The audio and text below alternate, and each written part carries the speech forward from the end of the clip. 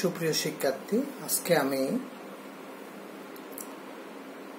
নবম দশম শ্রেণীর সাধারণ গণিতের 9.2 অর্থাৎ ত্রিকোণমিতির 9.2 অধ্যায়টি নিয়ে আলোচনা করতে যাচ্ছি। সাধারণত দশম শ্রেণীর শিক্ষার্থীদের এই অধ্যায়টি আগেই করা হয়ে গেছে, কিন্তু নবম শ্রেণীর শিক্ষার্থীদের জন্য অধ্যায়টি খুবই গুরুত্বপূর্ণ এবং তোমরা নতুন করবে। কাজে আমি এই অধ্যায়টি সম্পর্কে অনুশীলনের যে সমস্যাগুলি রয়েছে সমস্যাগুলো আলোচনার আগেই একটা চার্ট সম্পর্কে একটু আলোচনা করব।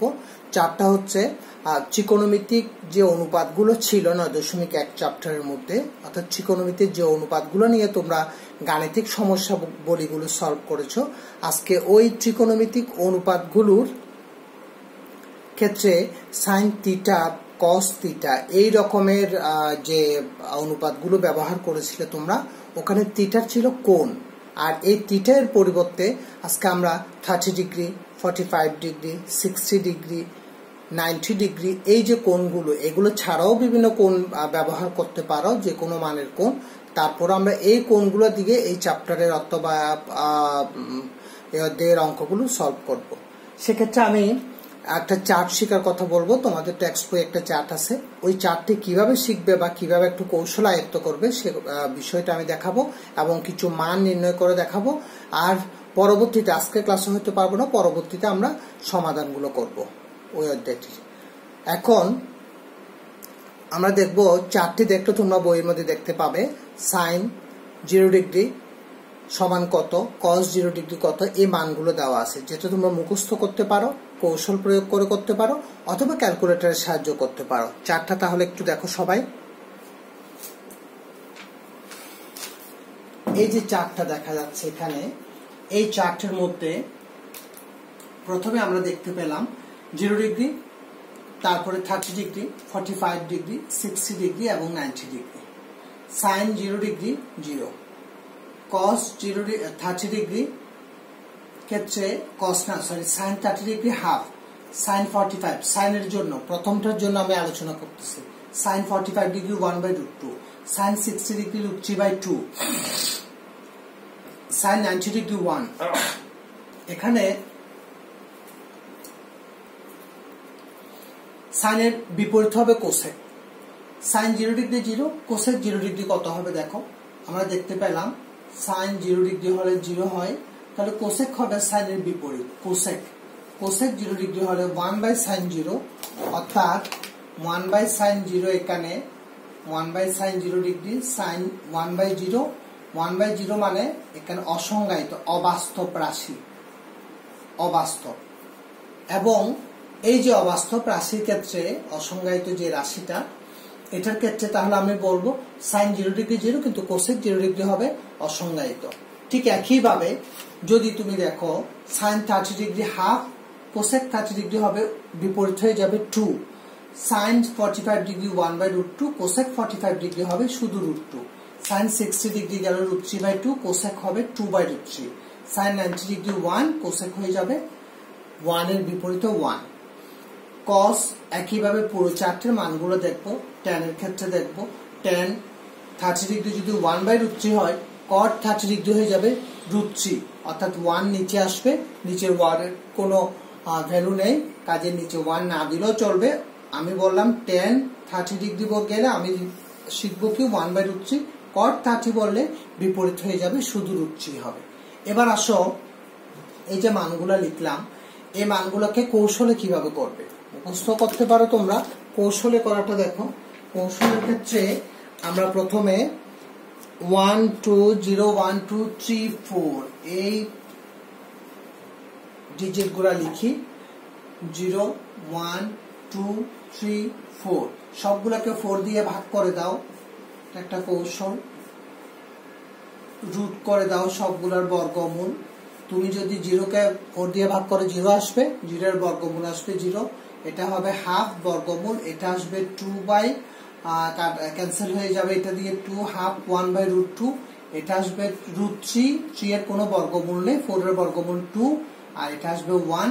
এবং এটা আমি সাইনের জন্য হিসাব করলাম, 0 degree 30 degree 45 degree, 60 degree, 90 degree. তোমরা দেখো এটা সাইনের জন্য যদি হিসাব করো, sine 0 degree 0, sine 30 degree half, sine 45 degree 1/√2, sine 60 degree √3/2, sine 90 degree 1।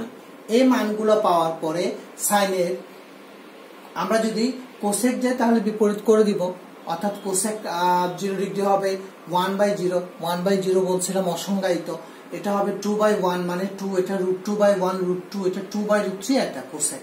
তাহলে সাইন কোসেক গেল।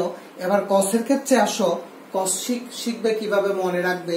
কসের ক্ষেত্রে এই 90 ডিগ্রিটা মানটা এখানে নিয়ে আসবে, 0টা নিয়ে যাবে এখানে, √3/2 আনবে এখানে, হাফ আনবে এখানে, এটা ঠিক থাকবে 45, 1/√2 রয়ে যাবে। তাহলে কসের ক্ষেত্রে সাইনের যে 90 ডিগ্রি মানটা cos 0 ডিগ্রি হয়ে যাবে, cos 0 ডিগ্রি sin 0 ডিগ্রি মানটা cos 90, 30 60 চেঞ্জ হয়ে যাবে, 45 ঠিক থাকবে। অর্থাৎ আমি লিখতে পারবো 30 ডিগ্রির সাথে 60 ডিগ্রি, তারপরে 0 ডিগ্রির সাথে 90 ডিগ্রি, তারপরে আসো 45 ইকুয়াল থাকবে সাইন কসের জন্য। এবার আসো এই যে কৌশলের মধ্যে আমরা সাইন কোসেক কস সেক সবগুলো পারবো। কসের বিপরীত হবে সেক, কস যদি হয় 1, সেক হবে 1 এর বিপরীত 1। cos for 30 ডিগ্রি যদি হয় √3/2, তাহলে sec 30 ডিগ্রি হবে 2/√3। আর cos 45 ডিগ্রি যদি হয় 1/√2, sec 45 হবে বিপরীত হয়ে শুধু √2।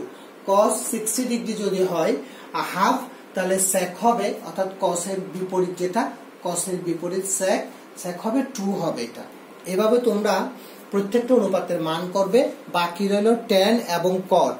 tan এর ক্ষেত্রে আর cot এর ক্ষেত্রে কিভাবে করবে সেটা দেখবে। এখানে আমি প্রথমে tan এরটা লিখলাম।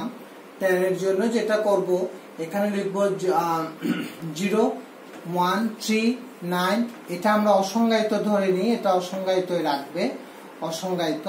এখন এটাকে আমি ভাগ করব 3 দিয়ে, এটাকে 3। কৌশলটা কিভাবে 3 দিয়ে ভাগ করা, আগেরটা ছিল 4 দিয়ে এবং 1 2 3 4 আর 0 ছিল। এবার এটা 0 1 2 3 9, 3 দিয়ে ভাগ করলাম, রুট ওভার করবো। এক্ষেত্রে 0 কে ভাগ করলে 3 দিয়ে 0, রুট করলে 0, এটা 1/√3, এটা আসবে 1, এটা আসবে শুধু √3, আর এটা অসংজ্ঞায়িত থাকলো। যদি তুমি কট করো, এটা tan এর ক্ষেত্রে যদি কট করো তাহলে বিপরীত হয়ে যাবে, এটা হয়ে যাবে অসংজ্ঞায়িত, এটাও এখানে চলে আসতে পারে। এটা √3/1, 1/√3 মানে √3 হবে 1 ঠিক থাকবে, এটা √3/1 বিপরীত হলে 1/√3। tan cot এভাবে মনে রাখবে।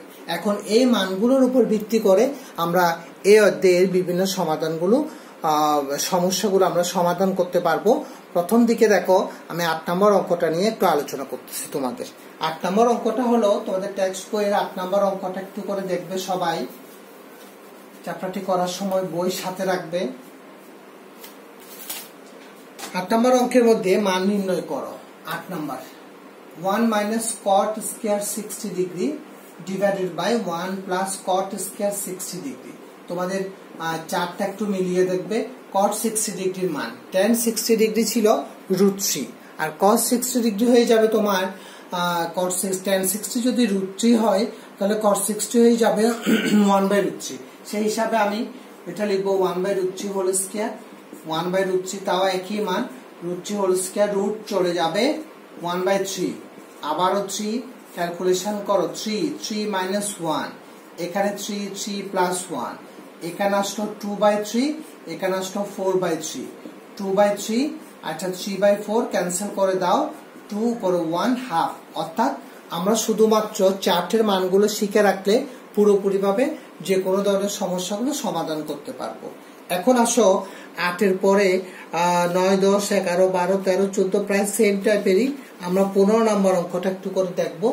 সেটাও মান নির্ণয়ের উপর, তারপর একটা মান দেওয়া আছে, এটার উপর ভিত্তি করে আমরা 15 নম্বর অঙ্কটা করব। 50 দেওয়া আছে a = 30 ডিগ্রি, এর মান দেওয়া আছে 30 ডিগ্রি। আমাদের লেফট হ্যান্ড সাইড দিল, আমি খুব সংক্ষেপে করতেছি, দেওয়া আছে লিখলাম না লেফট হ্যান্ড সাইড বা বাম পক্ষ পুরোপুরি লিখিনি, কারণ আমার বোর্ডটা একটু ছোট এবং এটা আমি আগেও বলেছি আমি বাইরে থেকে বোর্ড আনতে পারছি না আপাতত, যা হোক লকডাউনের কারণে। sin 3 × 30 ডিগ্রি, sin এটা 90 ডিগ্রি, sin 90 এর মান হচ্ছে 1 sin 90 এর মান আসছে 1 3 into a এখানে a এর মান দেওয়া আছে আমি একটু ভুল লিখলাম এটা হবে a এর মান দেওয়া আছে 15 ডিগ্রি a এর মান 15 ডিগ্রি তাহলে এখানে a = 15 ডিগ্রি লিখবে এটা 15 ডিগ্রি এটা 45 ডিগ্রি sin 45 এর মান 1/√2 রাইট হ্যান্ড সাইড দেখো দেওয়া আছে cos 3a এখানে আমি cos তাও আবার a এর মানটা বসিয়ে দাও 15 ডিগ্রি এখন আসলো cos 45 ডিগ্রি এবার বলে দাও cos 45 এর মানও হচ্ছে 1/√2 এখানে লেফট হ্যান্ড সাইড ইকুয়ালস কত রাইট হ্যান্ড সাইড প্রমাণ হয়ে গেল মান বসিয়ে আমরা 15 নাম্বার অঙ্কটা করলাম এখন আমি করব 17 নাম্বার অঙ্কটা আমার 17 নাম্বার অঙ্কটার মধ্যে তাও মান দেওয়া আছে আমি এটা মুছে দিচ্ছি তোমরা আবার রিপিট করে টেনে দেখবে এটা এরপর দেখো 17 নাম্বারের মধ্যে এর মান দেওয়া আছে 30 ডিগ্রি করতেছি কত নাম্বার 17 এর মান 30 ডিগ্রি দেওয়া আছে লেফট হ্যান্ড সাইড আছে tan 2a tan